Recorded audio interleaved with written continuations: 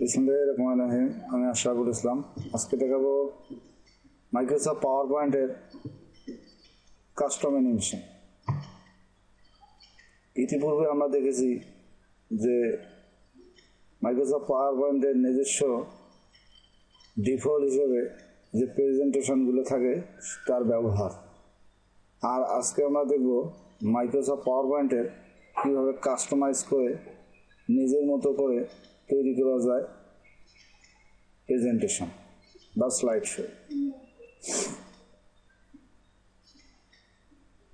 তো দেখি এখন একটা ব্যাকগ্রাউন্ড আনতে পারি আমরা।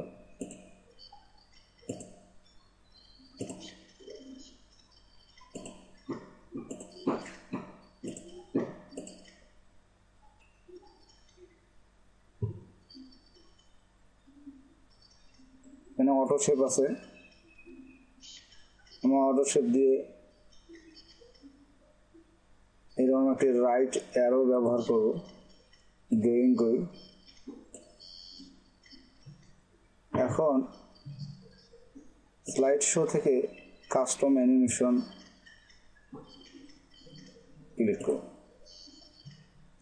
তো আমরা পূর্বেই জানি যে কোনো কিছু ইফেক্ট দেওয়ার আগে সেই শেপটিকে বা তথ্যটিকে সিলেক্ট করতে হবে। সিলেক্ট করা অবস্থায় অ্যাড ইফেক্ট থেকে মোডুশন পাথ, এখান থেকে আমরা লাইন আছে,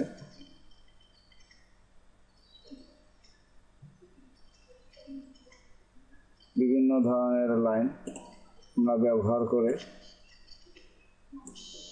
এভাবে ক্লিক করে ড্রয়িং করে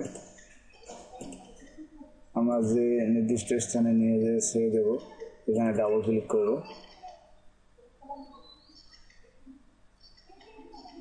এখন যদি প্লে করি তাহলে আমাদের দ্রুত দেখাচ্ছে। এখানে আমাদের অন মাউসটা আফটার অটোমেটিক দিতে হবে। With preview, speed very slow, full স্ক্রিনে যদি যায়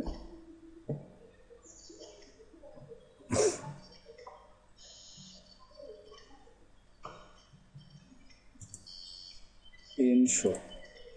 তো এভাবে আমরা বিভিন্ন স্লাইডকে বিভিন্ন ছবি বা টেক্সট বা শেপ ইত্যাদিকে নিজেদের মতো করে কাস্টমাইজ করতে পারি।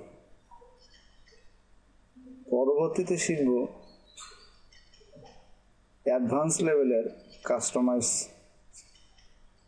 করা। তো এতক্ষণ সাথে থাকার জন্য সবাইকে ধন্যবাদ।